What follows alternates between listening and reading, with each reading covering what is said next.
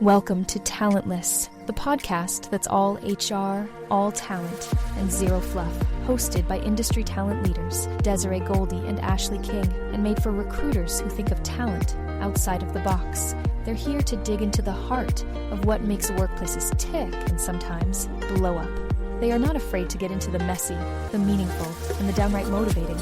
So buckle up, because they're here to make you the best in the business. Now, let's get to work.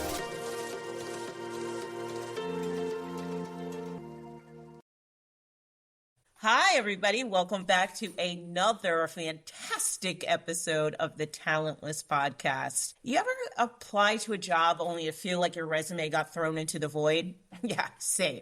Candidate experience isn't just a phrase. It's a first impression, the brand, the make or break. Today, we're opening the candidate experience files with none other than the queen of candidate experience herself, Bonnie Dilber. Yes, that Bonnie. She is a recruiting leader at Zapier and a true advocate for the candidate. She's a former educator turned talent leader, a TikTok star, a writer of a popular newsletter called Landed, and an advisor to many. Today, we're talking real strategies, real equity, and real fixes for a process that's way overdue for a glow up. Let's get it. Yeah, what an intro. I feel like I have a very, very high bar now. The literal queen. Like, there's England, and then there's Canada experience. And that's it. Those are the only queens we have. I love it. All right, let's start it off. Bonnie, what are your initial thoughts on the candidate experience? Meaning what? Yeah, talk to me about that. Like the current state of the Yes, the current state.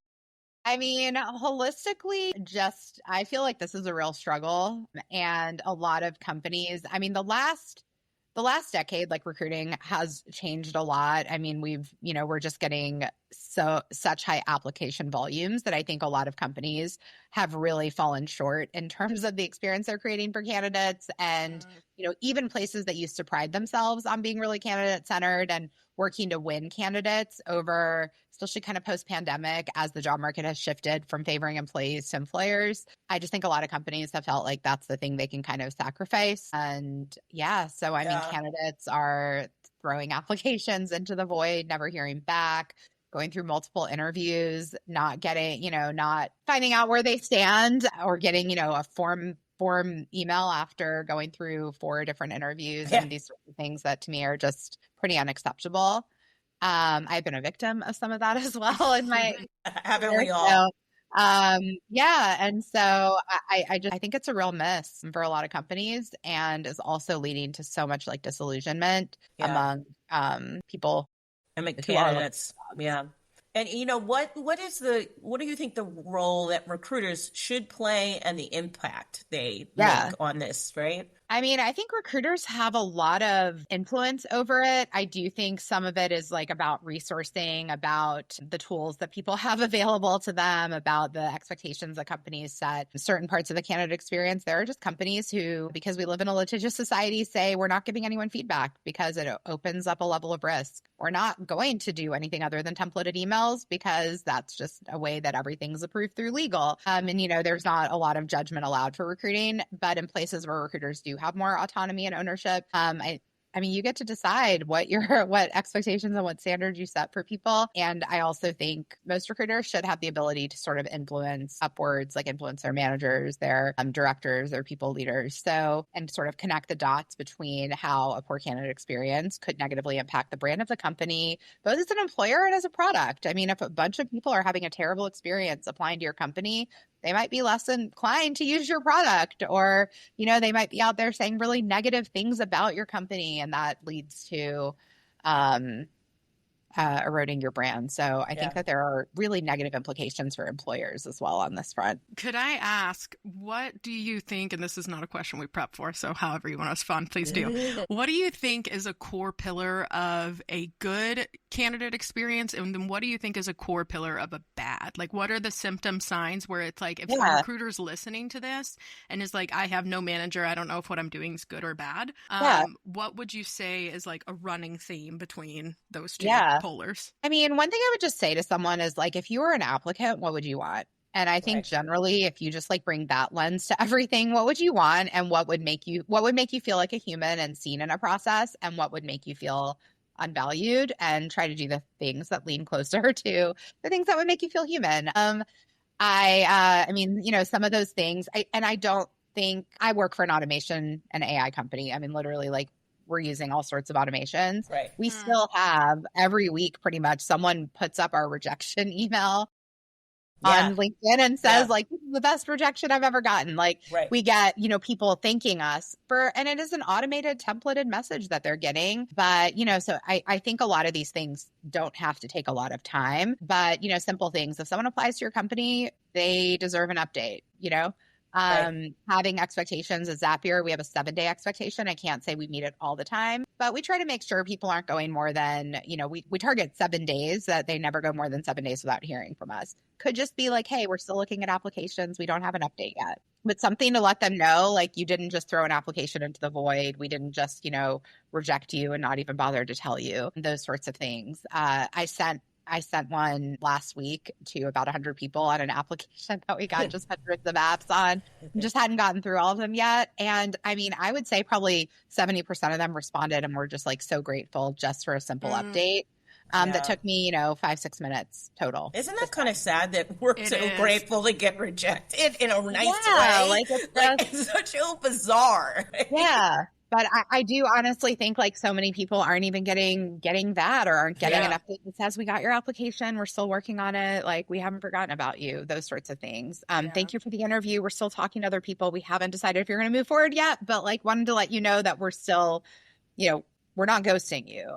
Right. Those sorts of things. So I think these are really simple things that people can do. At Zapier, we do actually give feedback to anyone that's interviewed. I hear a lot of companies are really risk averse, that they tell their teams not to do that because it opens some level of risk. But you can go the opposite route and you can just train your recruiting team on what is acceptable feedback. I think this is also a good use case for AI, where a recruiter can run something through AI and say, like, what are the risks of sending this to a candidate? That sort of thing. But if someone has taken the time to interview with us, they're going to get some form of feedback. If they've gotten to later stages, they're going to get a live debrief of their process, that sort of thing. And I would say, it's 50-50 if candidates take us up on that. But, like, a lot of them will get on and they're generally really grateful. I've had very few experiences where someone is super negative. I have 2 or 3, but, like, for the most part, people are just really appreciative to have the chance to talk through it and also, like, reiterate their interest or talk about other opportunities that could fit, those sorts of things. And I've seen, like, a lot of those people come back, apply over and over again. Honestly, I've made several hires in the last quarter from people who had applied numerous times and there just hadn't been the right fit. And then this time around, as we opened similar roles, we were able to just go straight to them and say, hey, that's awesome. Finally time to move forward. So yeah, that's great. The live debrief is something that I think is I want to really, dive into I know. that. Yeah. I know. Like, my face the moment you said that, I was like, no, hold on. I want to make sure I'm hearing this right. Because I honestly, and I think that you're right. Like, for me, the core pillar of what's good is transparent communication fluently, right? The pillar of what's bad is just, like, no effort, period. Yeah, right. Because honestly, like you were saying, how people are so excited. People will do anything just for communication, even if it's negative, let alone Zapier, who's clearly doing beneficial communication. But I have got to know this feedback loop. Talk to me about how Zapier kind of made the decision to do that, and then what strategic scaffolding you have around that process to ensure that everything is legal savvy. Like, if someone else wanted to implement a feedback loop like this that was actually intrinsic to benefit the candidate, what does that look like? So for us, it's if someone makes it to our skills interview stage, which is basically the step that comes after the hiring manager. And so typically at that point, they've done some sort of either skills test, a live, there could be a presentation, something along those lines. And there's kind of 2 reasons for that. One, if they've made it to that stage, they're a strong candidate. They made it past the hiring manager. If you make it past the hiring manager, in my opinion, like, there's a really good chance that you could be a great fit for that role, even if you're not going to get it, because a bunch of other people are too. It's essentially a hiring manager said, they've got everything I'm looking for. And now it's just kind of the nuances that last like 5%. And so part of it for us is like, these are really strong candidates. This might not have been the right one, but it could be the right opportunity in 6 months. And so it's a way for us to actually like cultivate that relationship and keep them like invested. And we also feel like if you put the amount of time it takes to do some sort of a skills assessment, which could have taken could be 30 minutes, it could be 2 hours, that you put more time into our process. So we want to make sure that that gets valued with more of our time as well. So what that looks like is a recruiter will get on. Yeah. Oh, yeah. No, I was just going to say, Yeah. I kind of, even just hearing you talk about it, I can't express to you how much I love this, because let me tell you, as a candidate who is watching people give effort to individuals who don't create any revenue, make any impact on this business, but yet we're giving time and hours, tells me everything I need to know about the internal life of Zapier. And I see why you have so many people reapplying, because they holy smack, I'm on the outside and this looks great. Y'all remember whenever we called her the queen and everyone was like, calm down, all right, like we don't know Queen of England, like no, but then now they're listening and they're like, holy smack, she's queen of the whole world, like what has happened?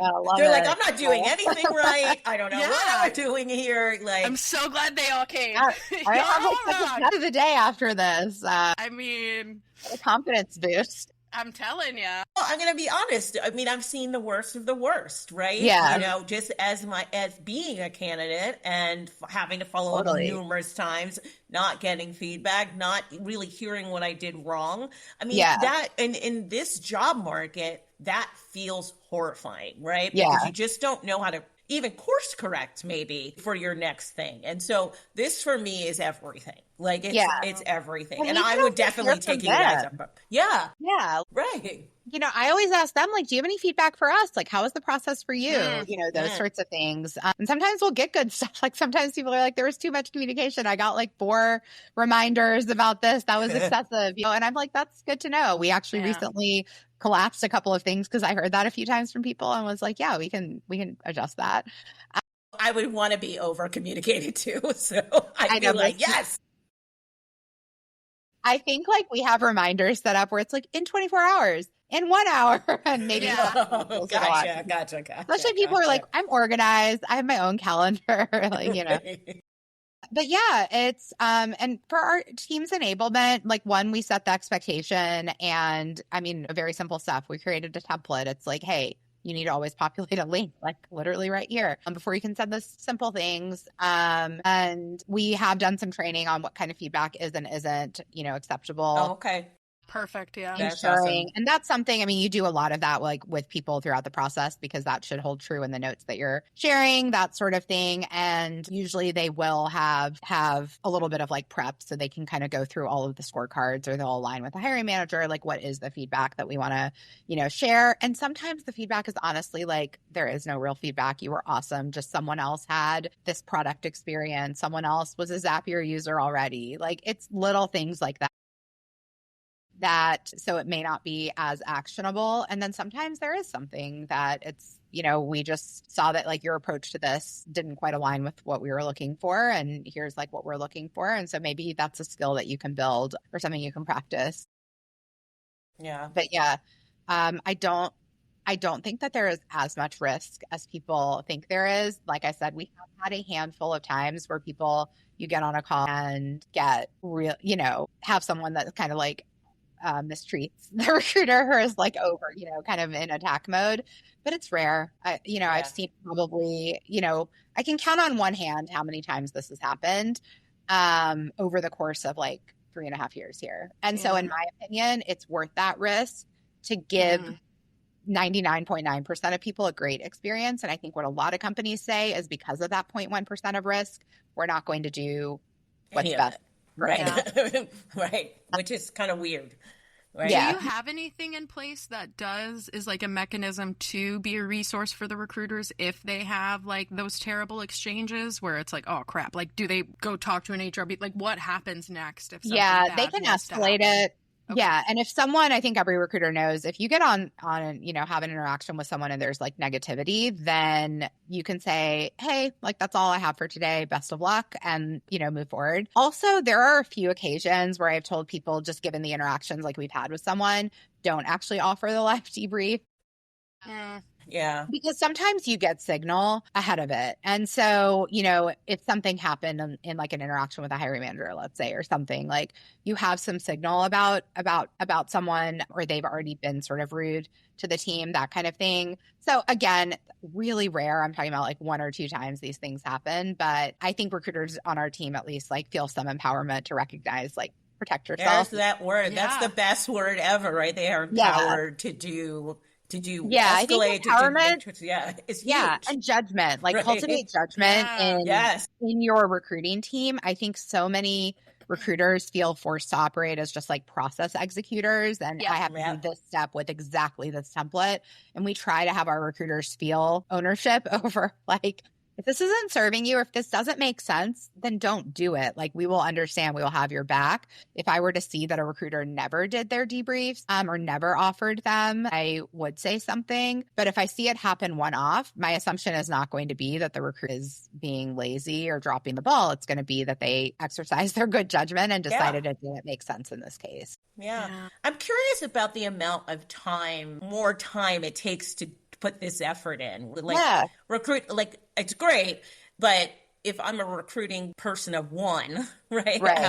How much time can I really dedicate to doing that? And I wonder, have you seen it kind of make it hard for recruiters to fit these things in with the time allotted they have in a day? Or have you not really, because you have it kind of spread out and allocated correctly?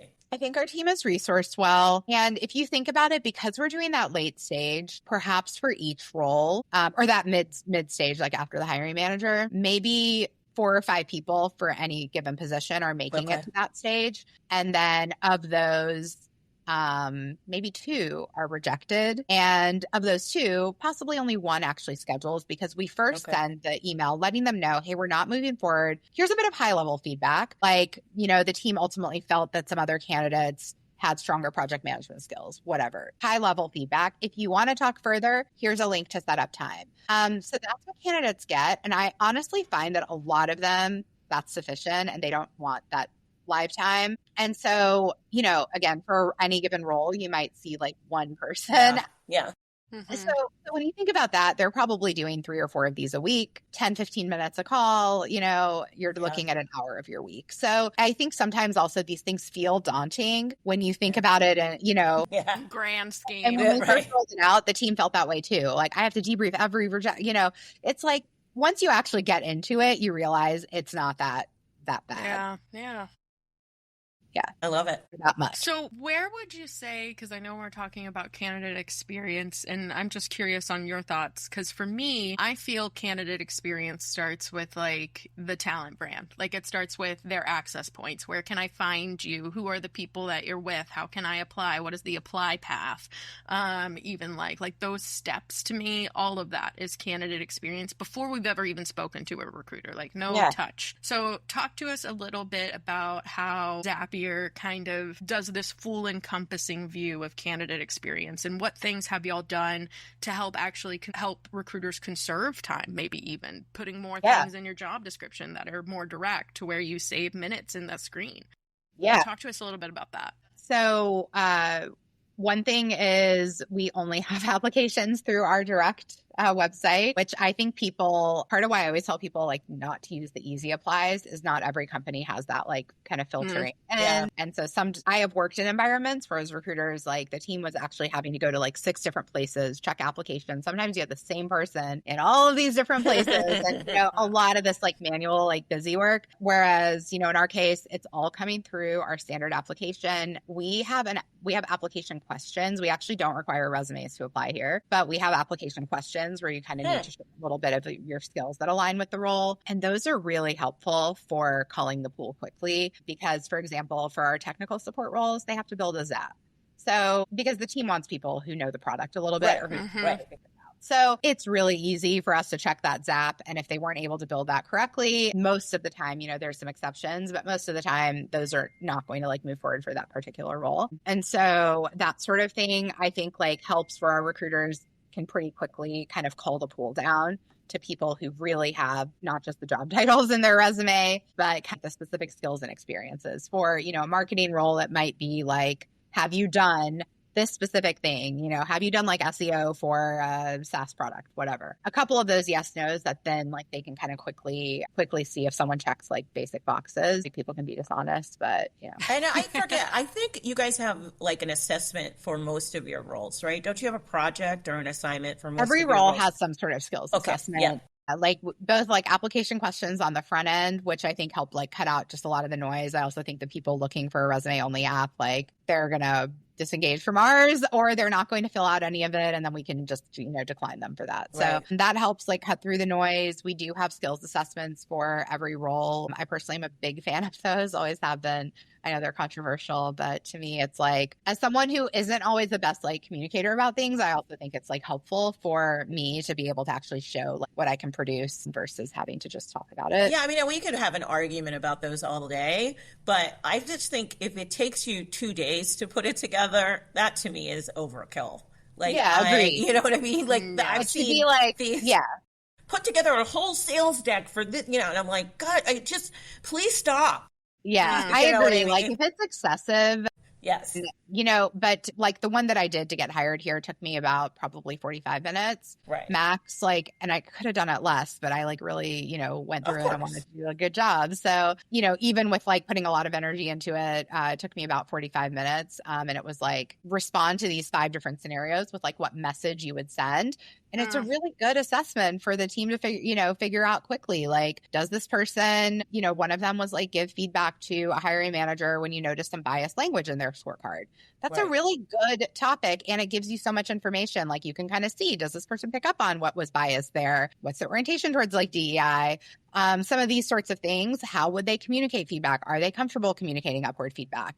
Those sorts of things. So, and are these written prompts? Sorry to interrupt you. This was written, again, this was like 3.5 years ago, also. I'll say. Oh, so, okay. Because I was about to ask, has like AI... now you can use like AI to do it. That's what I was curious in. AI. And maybe if we were hiring recruiters today, we might try something different, or we might like do that live or something. Or we might say, also, we're actually fine with you using AI as long as it's effective. Like, So actually, I don't know if we would change it. We'd probably just have a high bar for like the quality of it and making sure it didn't sound like an AI generated. Yeah. Just don't copy and paste it. Yeah. As long as 3 recruiters don't come back with the exact same. And that is actually like what we see happening. And that's why I tell people, like, even on our application, we say we're happy for you to use AI. Like, there's now something on our application that says we like it when you use AI. But we expect integrity around it. So like if we ask how you use AI, like you should be able to talk through that. If you tell us you didn't use AI and you and 7 other people submitted the exact same thing, we're going to know you were dishonest and you're going to be declined for the dishonesty, not for the use of AI. Wow. Yeah. And so huge for us, it's more of like, and like, are you able to use it to produce a better result is like the thing that we're focused on. Can you write a good prompt? Right. Yeah. Or are you just getting the generic answer? And like, is it in like your actual human voice? Right. Or when we read it, does it sound like an AI robot? And then we're going to be like, well, we don't want our team to sound like AI robots. So it's probably not like the best fit. But if you are able to use AI and then make some tweaks to make it in your voice, awesome. Like that's far more efficient than starting from scratch. Yeah. So that's awesome. Yeah. Yeah. So yeah, I forget where we started with this. I don't know. We've digressed. It was the skills assessment. Yes. But yes, I'm a fan, but I agree. I'm not a fan of expecting someone to like take a week off work to complete an assignment. I will say this. Even if the assignment takes 45 minutes, I think it's okay for you to ask that because you have already embedded providing feedback and dedicating time to them to where it's like, we have dedicated that we'll do this for you and this is how you show up. So my issue is whenever it's, 5 steps, has disparate impact, and no one's inclusion stress testing any of this. And, it's just making a furl of a mess. Yeah.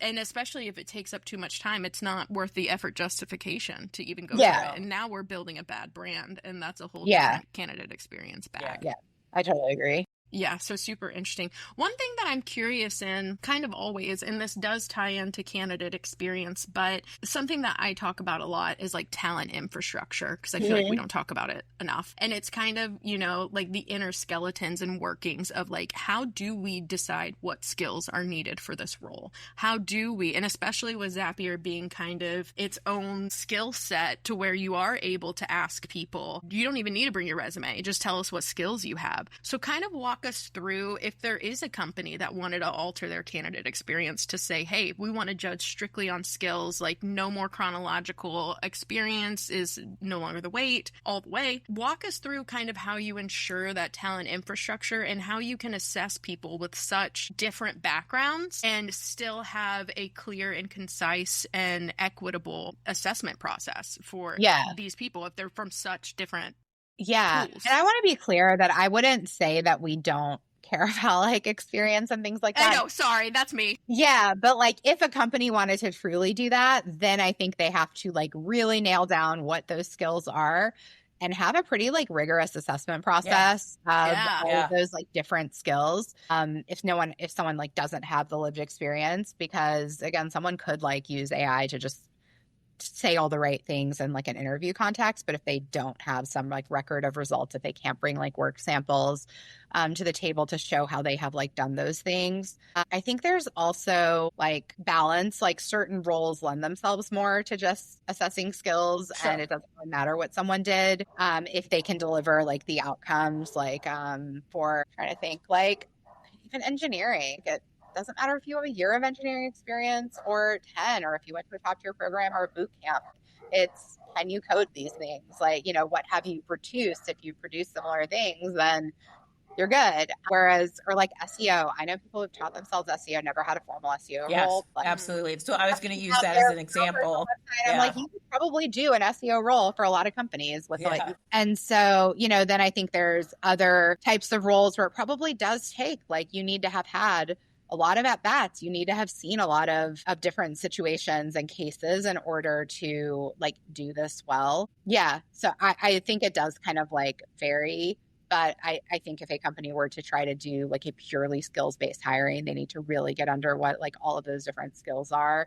And it's probably going to be a bigger investment of time in the interview process, both for like the candidate and the hiring team. I think there can be some challenges with these things, but I think like work trials are really cool. Obviously for employed people, that's trickier, but if you're unemployed, like you could probably just learn so much, like having a more lightweight interview process and then saying like, let's jump in, see what happens. So I don't know. Yeah. I think skills-based hiring is interesting. It's an interesting conundrum to me in a weird way. Like I would love for it to be that way, that's how we evaluated people, but I also think it's hard to get there, and how you would have to build that structure around it would be key. And I think that's why companies still haven't moved closer to that. But I do love the work that you guys are doing, because it gets it closer to focusing on the person's skill set, less about they went to Harvard or something like that to learn that thing. We've definitely we've removed like the university requirement, and our CEO is actually, I think it helps that he is really a fan of non-traditional profiles for roles. Like he has said before, he's like, I love that we have so many I'm a former teacher. So it's like, I love that we have so many people who come from teaching here, because they have really like, creative, they're used to having to figure out ways to do things without a lot of resources and just kind of like diving in and not having guidance for how to do every little thing. And so he's like, I just see a lot of like former educators really do well in this environment and just kind of jump in and figure stuff out. So things like that for our sales team is really encouraged. Like, do they actually need sales experience, or like, should we be looking for some of these people who just know our product really well? So we've hired some people who don't have formal sales experience, but maybe they were like a founder and they use Zapier and that sort of thing. And it's like, if you were able to like use our product to run a business, you're probably really well positioned to tell other entrepreneurs how to do that too. Those sorts of things. So I think some of that stuff also comes from the top and like the examples that your executives are promoting. Yeah. This episode is brought to you by DEI Labs, re-educating corporate America with immersive data-driven DEI training for HR and hiring pros. Ready to shift systems and spark real change? Visit DEI-labs.com to get started. Need a resume that actually works? Resume Writing is a female-owned team of recruiting pros helping job seekers land the roles they deserve. Get expert help at resumewriting.com.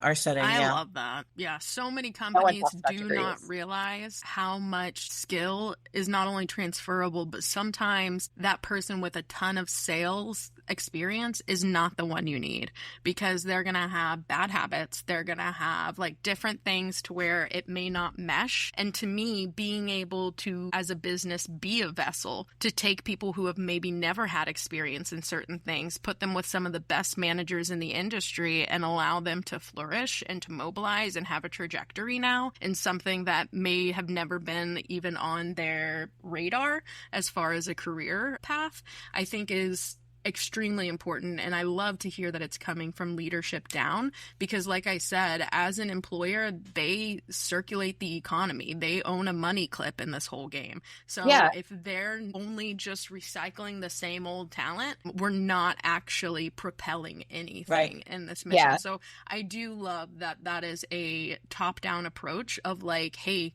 maybe some of the best players are actually people who have been playing a few different sports but have the skills.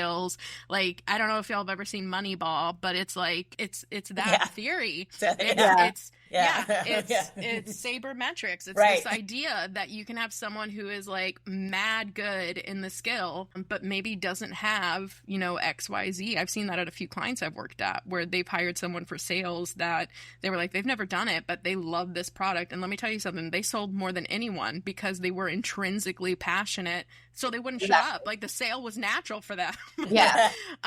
So I think that's excellent to hear as far as y'all's experience. It is for me too, because I have a very non-linear path. So I think about people like me where my resume, if you look at it, it's all over the place, right? So it would take somebody to really, to have the kind of system that you have built in to see the potential in what I could do, right? Because otherwise you're just reading some paper and you're like, what is this girl doing? Like she's all over the place, right? And so I love that there's a system to evaluate people and their skills, but also take their experience and kind of mesh those together. I think it's fantastic. I think it's great. And I was kind of curious just because to me, the introduction into all of this, the candidate experience, I believe, according to some anecdotal data that we're collecting, does actually impact the retention of the employee long term. Yeah. So I am curious, how is that internally? Like, are people going through this, loving it, staying for life? Like, what is the median retention? Kind of walk us through the benefits that y'all have really benefited from by being decent at this. Yeah. Let's see. I mean, I think we do have pretty high like retention, but some people, I mean, the company has like changed a lot. And so I think a lot of our more recent attrition has more been that people are, kind of no longer aligned or something like that with some of like the focus and the priorities of the company and that kind of thing, which I think can happen. Or just cases where people have been here a long time. Like our recruiting team, every single person on our team has been here for over 3 years. So, that's beautiful. Like, that is great. That's a good sign, to be quite frank. Yeah. But that means it's not a revolving door. Yeah, exactly. Yeah. So, but at some point you start like kind of expecting attrition. And I think we're coming through a period where post-pandemic, where like layoffs are rampant. So a lot of people have been here for a long time. So the attrition stuff kind of ebbs and flows. But I do think people, we get a lot of people that want to work here. And once people work here, I think people are invested and seem to stay here. There's like good opportunities for growth. I know I don't have like hard metrics that I can share, but like I know the last couple of years, our rate of like internal promotions and internal mobility was quite a bit higher than like the tech industry as a whole, those sorts of things. Nice. And I think a lot of that is our company is like invest in the people that are here. Yeah, and it seems like you invested in them from the start, right? So before they start, right? So that's, I mean, that has to carry some weight as they go through and stay with the company or move into different roles. That initial just experience with trying to come on board, and I'm sure you guys have good onboarding too, right? Like which you can't do without, right? So, and I think that changes the way you feel about an organization. I can't can't say it enough. Your onboarding experience, your candidate experience before you get the job, all change the way you feel and work in a productive and in an organization. It just changes it. Yeah, I totally agree. Yeah, and I will say, like, statistically, data-wise, how you do your onboarding process directly indicates how long they will stay. So whenever I was referencing actually candidate experience, that's a anecdotal data that we're trying to get. There is strong data talking about, like, if you put them through hazing, if you do it in a group, if you do like all these different settings that impact how long an employee will actually stay, very high % of that has to do with their onboarding. Because if they come in with a group that they're allowed to have trauma bond with, then now all of a sudden they actually have a longer time of sticking it through than versus if they go through it alone, things like that. And of course, we don't want onboarding to be trauma bond, but the amount of stress that people experience when transitioning roles, it actually invokes that type of mentality in a weird way. And to be honest, go ahead. Well, I was going to say, all the people that I, entered with for onboarding, those are some of my besties, like 15 years down the road, because we started on this path as like little baby recruiters. And then every company that I've worked with and been onboarded as a team, pretty much we've all stayed even without the business. So there is something to that as far as onboarding experience. But anyway, you go talk. I don't need to talk. I was just going to say, for our own onboarding, like, we do the same where we start on 2-week cycles. And so everyone kind of starts in their first 2 weeks. There's really heavy company onboarding. And so they're all getting that same access to executives, that same history of the company, that same product training. And regardless of what team they're going to be on, everyone kind of goes through a consistent set of trainings, exposure. And we also work in a lot of things. Like, I had probably not experienced it to this level anywhere else, but like, we have guides for communication, and here's what goes in email, here's what goes in Slack, here's some best practices about Slack, here's some of the emojis we tend to use and what they mean. Here are some of the inside jokes from the past that people will reference that, like, you understand. So you feel a part of it. Exactly, because there are certain things that I think have like emerged where if you were here 5 years ago, 6 years ago, you were here when it happened. But then if you come in 3 years later and people reference it, you're like, I don't get what they're talking about. And then it could impede your understanding of the work you're doing in some way. And so it's all like documented. And I was like, I've never seen this before, where now, like, when I read something, I'm like, oh, okay, I know what they're talking about. I feel like I can engage in this conversation. And I think it's just like a level of making things that are typically like implicit, explicit. And so everyone's on a level playing field. And because we have a global workforce, like about our third or so of our company lives outside of the US. And so that's also, I think, important from that perspective, from like an equity perspective, because not everyone has like the same lingo, the same like buzzwords and jargon that they've heard. And so even sort of guidance around, or just things like, don't use acronyms, write out what they are, like things like that, just little tips that I think sometimes we don't think about. But when you have a multicultural workplace, like, it just helps make it more accessible, where someone doesn't feel like they're constantly having to ask, wait, what does that mean? Wait, because early on, I think those experiences could lead someone to feel like they're behind the 8 ball when they actually aren't. So yeah. One thing, Desiree, if I'm allowed to throw in a little wrench here, hopefully, and then you can guide us back. Okay, well, no, it's because there was a LinkedIn post in the wild. Bonnie commented on it, and then I commented on it on hers, because I was like, oh, snap. Okay. There was a post about someone who was doing an interview while they were on a treadmill. I saw this one. Okay. And so apparently, I guess the candidate had provided feedback, I believe, on Glassdoor, that was, really distracting, potentially even unprofessional, things like that. If this was in Bonnie's world and happened at Zapier, like, what are the thought processes we should move through? Because I have my opinions, but my opinions are based in like behavioral research, like so nitty gritty, mitigating biases that like no one will have thought of what I will bring up after this. And I know that for fact, but I'm super curious in your take, because I think this stuff matters so much, how you're talking about these little peculiars, these tiny things of effort, of intentionality matter. So how we put structure even around ourselves or our managers whenever we are talking to candidates, and creating environments for them to have a consistent process. Kind of talk to us about your thoughts, just seeing someone in the LinkedIn wild saying, I'm on a treadmill, do an interview. interviews. Kind of put us in there. Talk us through that. Personally, yeah, it was my response to that was I personally would find this like really irritating, and it would make me like less inclined to work for the company. And I was surprised like so many of the comments were supportive of it. But I think like where a lot of people are coming from was, well, it tells them like what kind of company you have and if that doesn't fit for them. But to me, it wasn't about like the walking, like walk all day. I don't have one right now because I was so lazy about using it that I gave it. But I have a lot of colleagues that do like the walking pad thing. I think it's fine. Like internally, do what you want to do to be as effective as you can be. But from my perspective, one, like if someone walks in an interview, they're not expecting that. Even if you are totally focused, their assumption is, oh, I was like such an afterthought that this person was like, let me do this interview during my workout. It's kind of like if you're like at dinner and you're like, I'm doing the interview from a coffee shop, something like that it could feel to someone who didn't actually make time intentionally to like, you know, for them to focus on them. And if they're having that initial reaction, then to me, like they're going to be on the defensive that whole conversation or feeling like, gosh, like, is this person even listening? They're not, you know, those sorts of things. So that's like one set of things. I also personally share that as I have both like misophonia and I think it's, how do you say, misokinesia or whatever. I get like very annoyed by like the repetitive movements, repetitive sounds.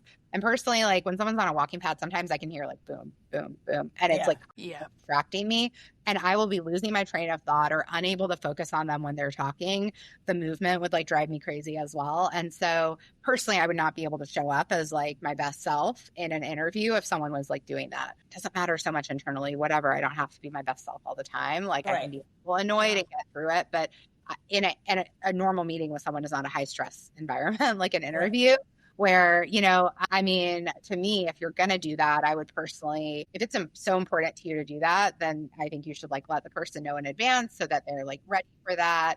Maybe give them an opt out, like recognize for some people that could like really be a distraction for them and make it hard for them to focus. So, or say like, hey, let's do a camera off interview. So I'm going to and I will be like listening and recording notes or whatever, but you can have your camera off too. If you want to walk, you can also be walking, or, you know, something that considers the needs of both people. Whereas I felt like in that, it was all about like, here's what's best for me as the executive, the decision maker and the person in power. And I don't actually care about the impact on this other person. And actually, I'm going to criticize the other person for giving me feedbacks. Yeah. You brought up some points that I was like, oh, I didn't even like think about that with like how it could impact their interpretation of candidates. So that was, I'm not going into it just because that might be what you're going to share, but I thought that was interesting as well.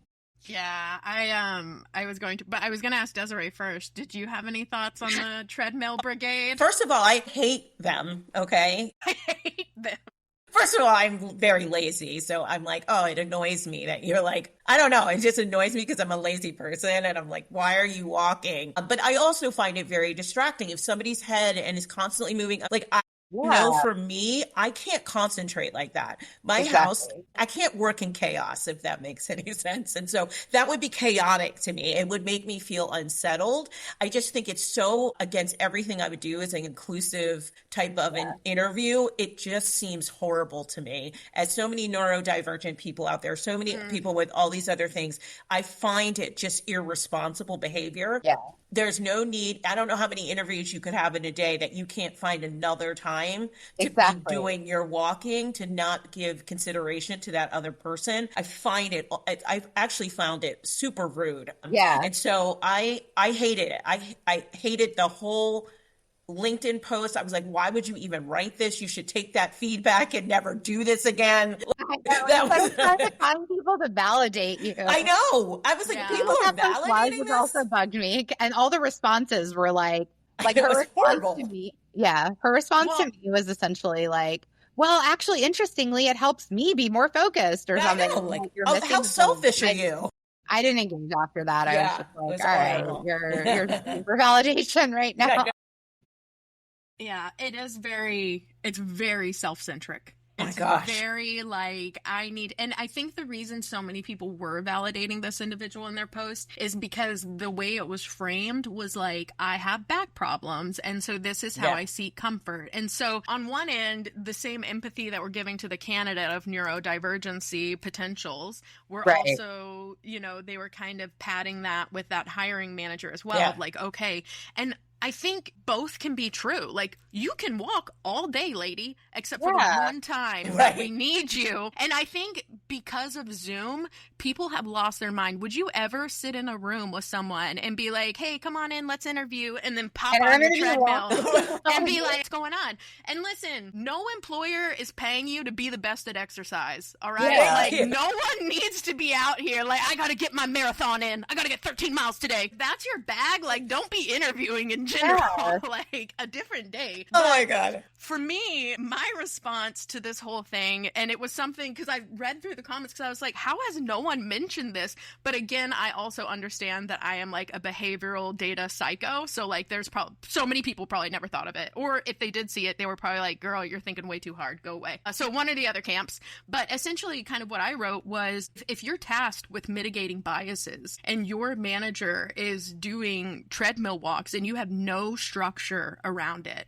then you are not properly mitigating biases. And the reason that I say that is because one of the main biases that we have as humans is false attribution to arousal. And so the way that researchers actually evaluate this is they take people who are going on dates and take them to scary movies. And because it made their heart rate jump, they then evaluated, okay, did you have more fun with date A or date B? Date B being the one that you watch the scary movie with a different person. And overwhelmingly, people would say date B. Why? Because their heart rate rose and they falsely attributed the heart rate that was actually happening from the movie to the experience that they were having with this other person. Because we're not very good at determining why we feel what we feel. We just know we feel it, and then the only thing different is this person, thus it must be them. So if you did have someone who was a decent interviewer while you're on the treadmill, then it could create impact, because if you have a rising heart rate,